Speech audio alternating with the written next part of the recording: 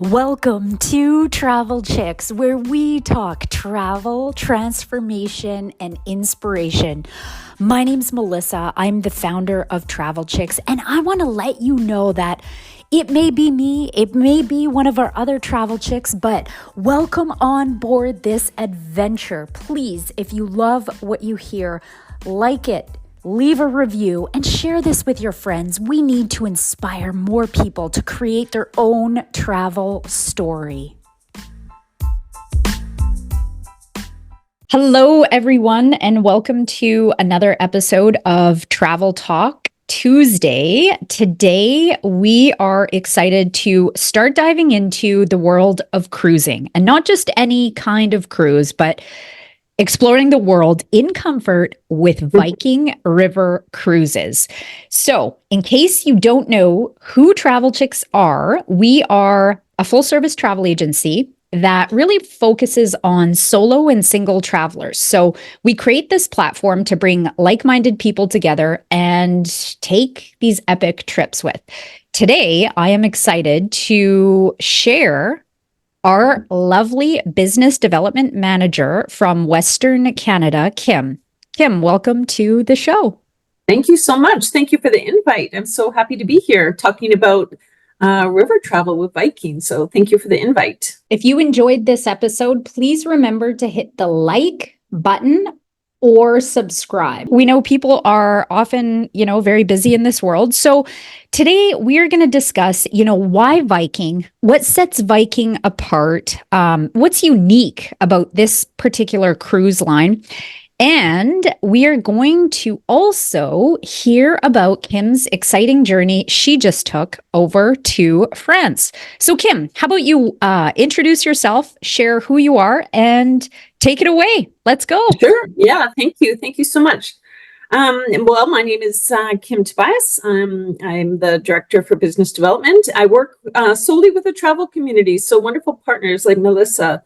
So we work hand in hand together.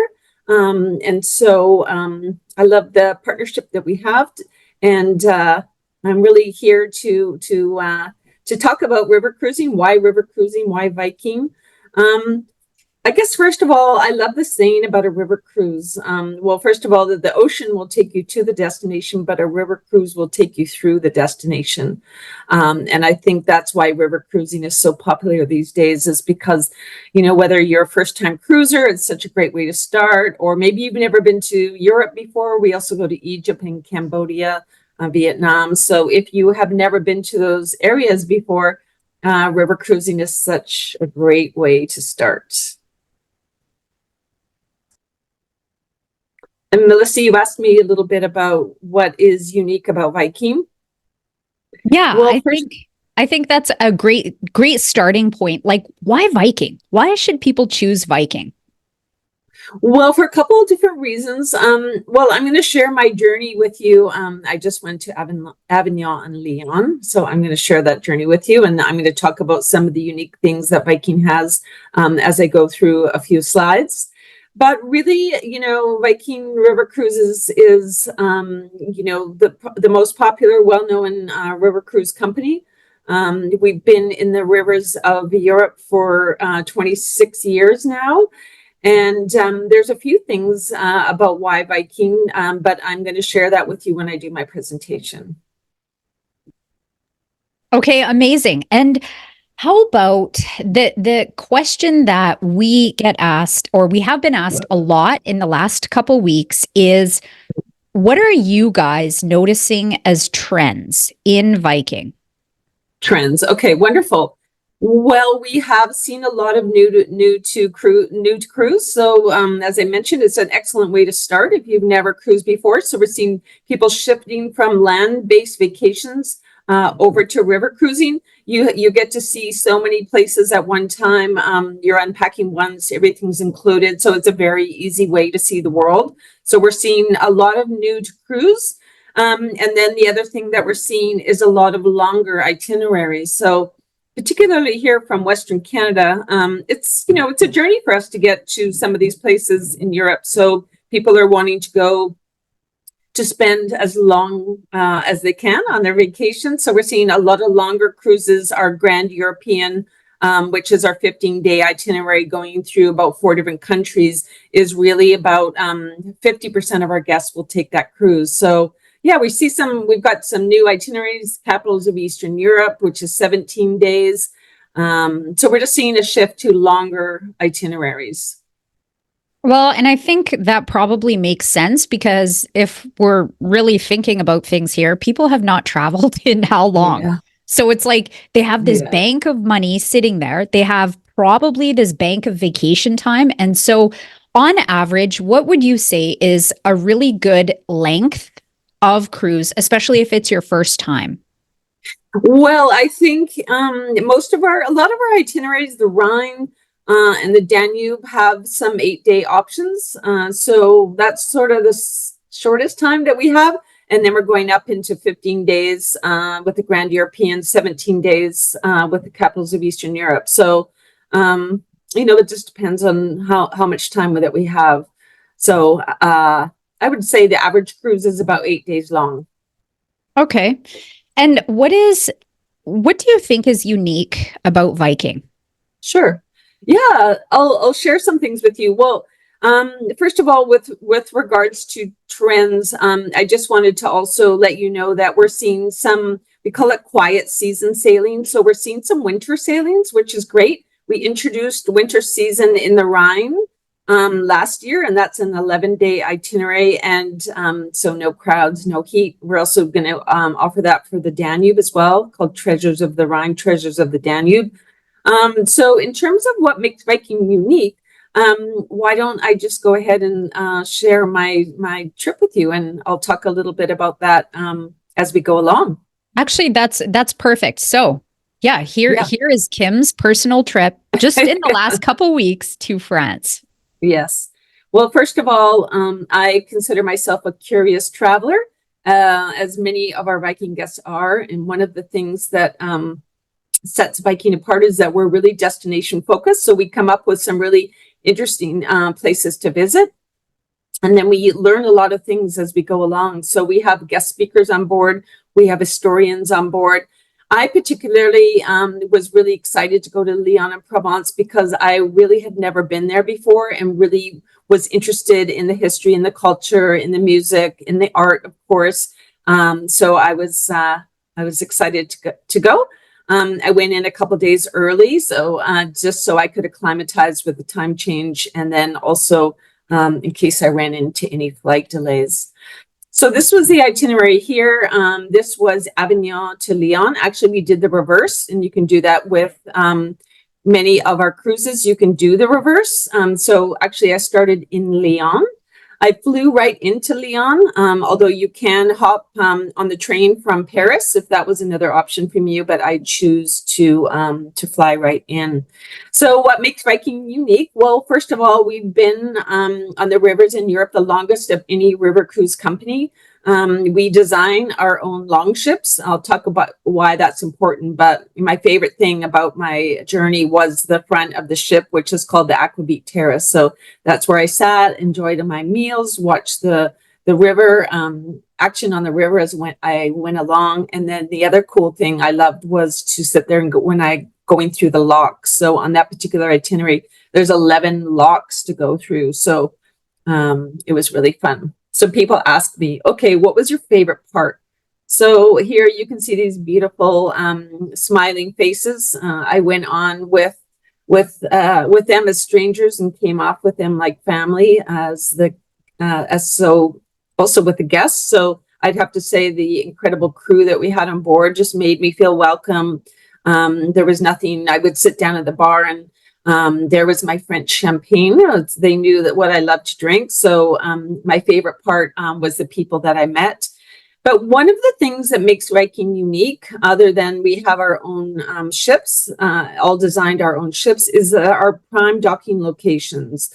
So we're parked in the heart of every single city, and this is what the view looked like when I was in Lyon. So the nice thing is that you're docked in the city, so you can just go out and have fun, explore on your own.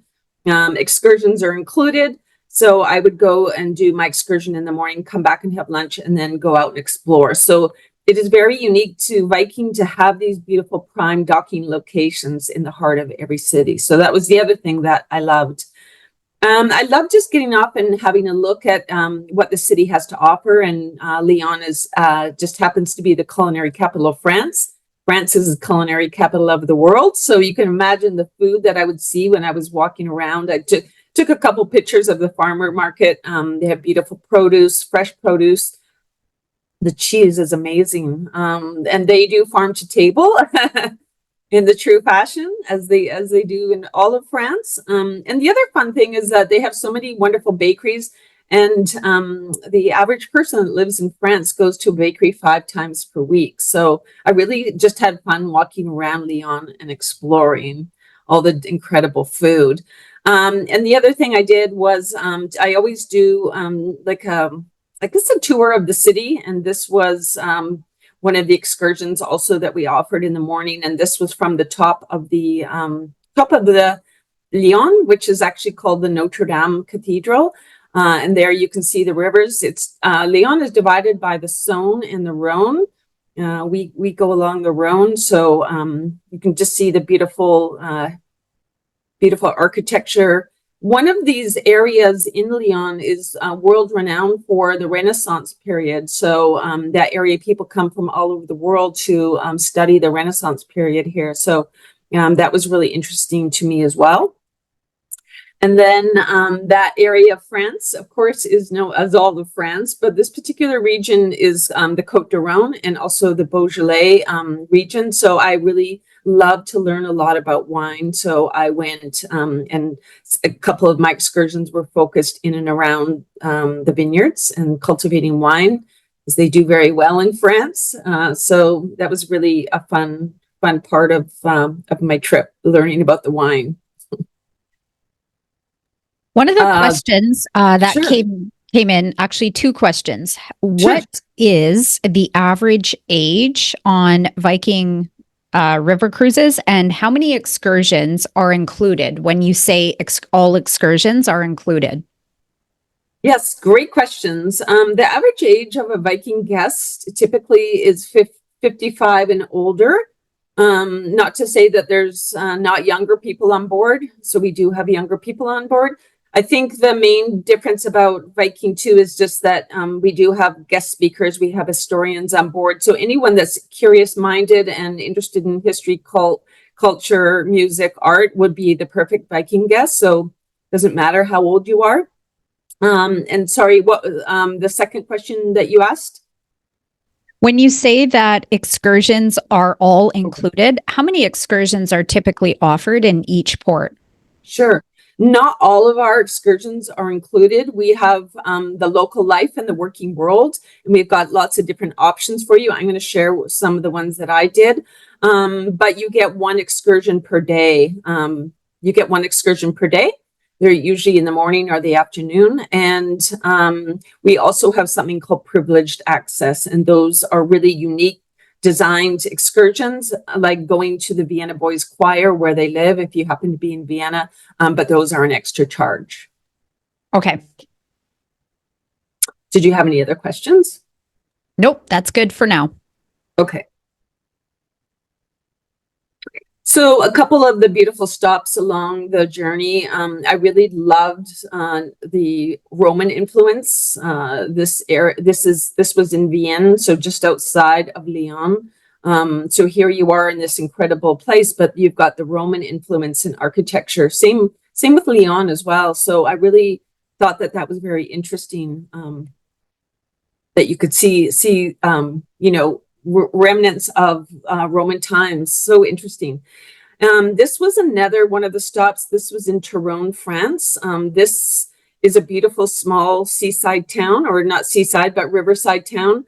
But in the background there, you can see we're still in the winemaking region here, and you can see how they terrace the wine and how they grow it. So that was very interesting. But one of the excursions here was to take a steam train up into the farmland of this beautiful town in France. So you really got to see the countryside, the farmers, how they farm. And I've never been on a steam train before, so it was really fun. I really enjoyed that. So That was one of the excursions that I did.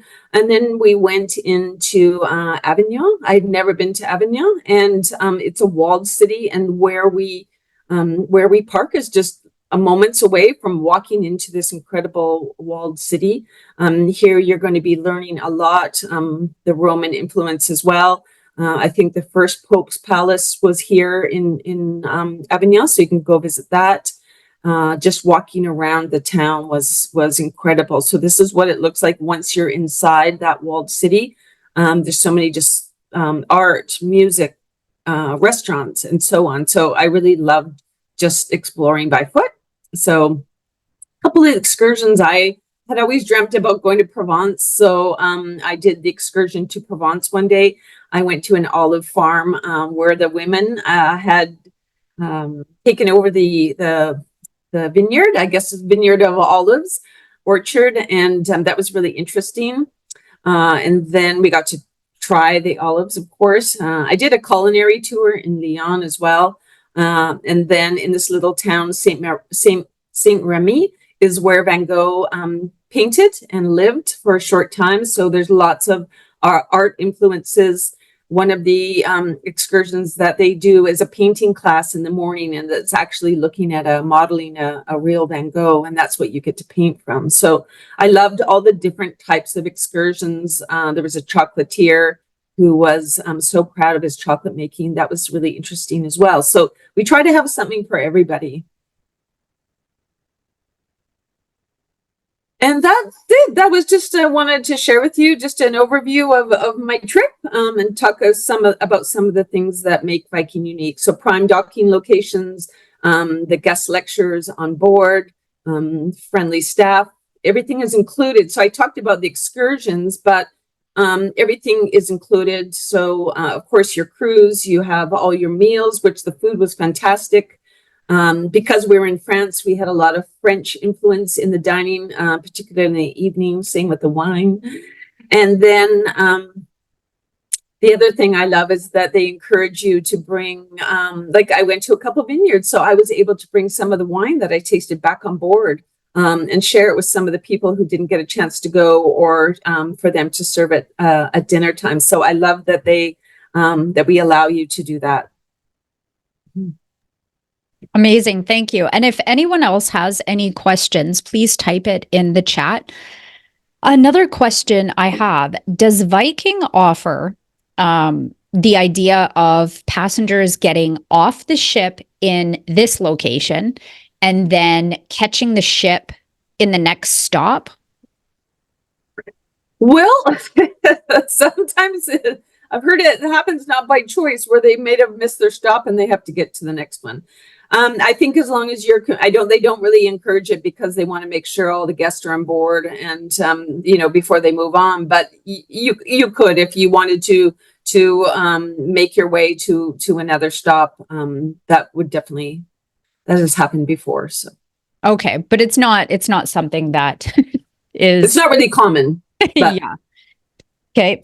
And as far as 2025 goes, I know that many river cruises for 2024 are selling out and into 2025. What are you finding is one of the top itineraries that is selling really well for next year?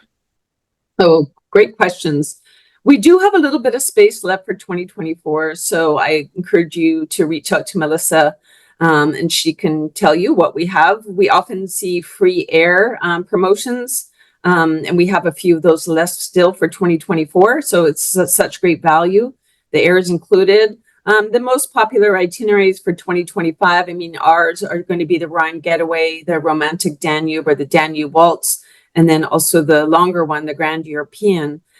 So, they do anticipate that 2025 is going to be even more robust than 2024. So don't wait to do your bookings. All you need to do is give Melissa $25 per person as your deposit, and she will make that booking and hold that for you. So don't wait. It gets busy.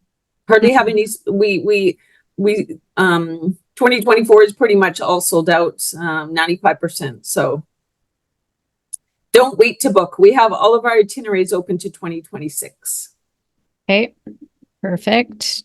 2026. Okay. And another question. What are the dress requirements for dining on the Viking Okay, ships? another great question.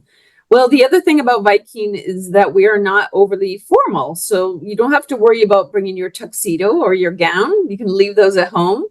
The dress code would be, we say in the evening, country club casual. Wear what you feel comfortable. Your days are going to be busy, so you don't want to have to dress up at night. So we tend to be a little less or more on the casual side.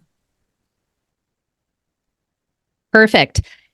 And I think one of the final questions before we wrap things up is let me just check the list here. For next year, or I guess in any year, when somebody is thinking about taking a river cruise for the first time, what month do you think would be one of the best months to go? I would have to say that May, June. May, Okay. June might be good months.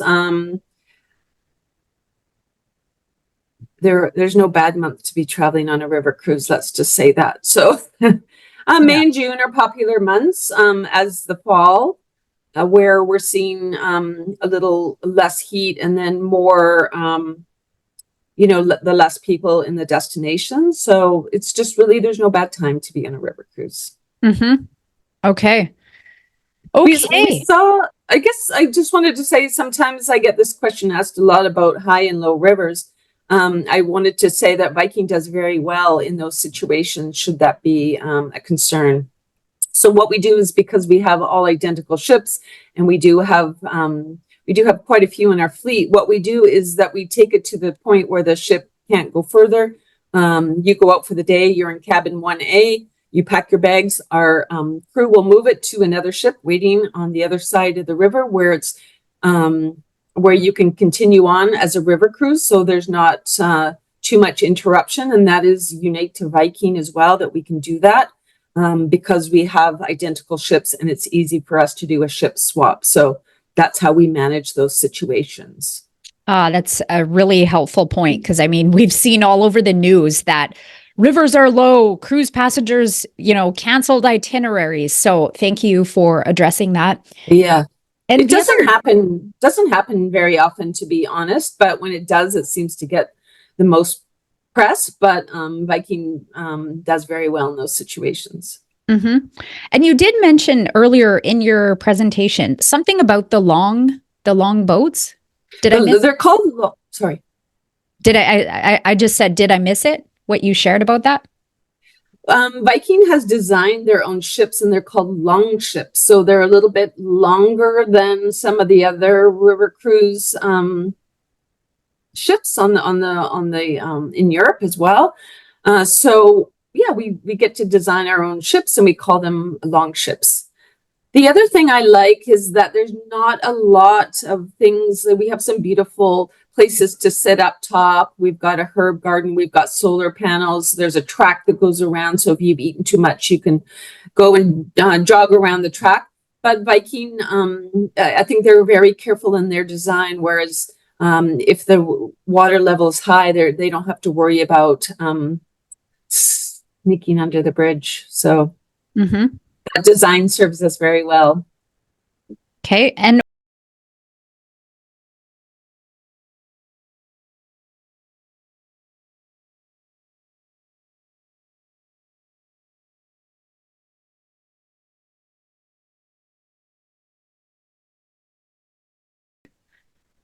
well, I think that is a wrap. And I want to say thank you, Kim, for taking the time to be with us today.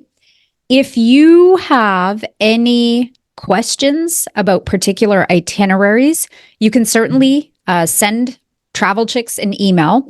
And the other thing is, if you're not on our email list, head over to travelchicks.ca and input your information to be on our list, because in the next coming weeks, we will be sending out some top preferred itineraries with Viking River Cruises for next year that you may want to consider joining. And like Kim said, you can put a deposit down for $25. and hold your space. That's a nice peace of mind. You put it down and you've made that commitment to take a next journey. It's easy. Mm-hmm. Okay. Thank you again, Kim, and we Thank you. will talk to you soon.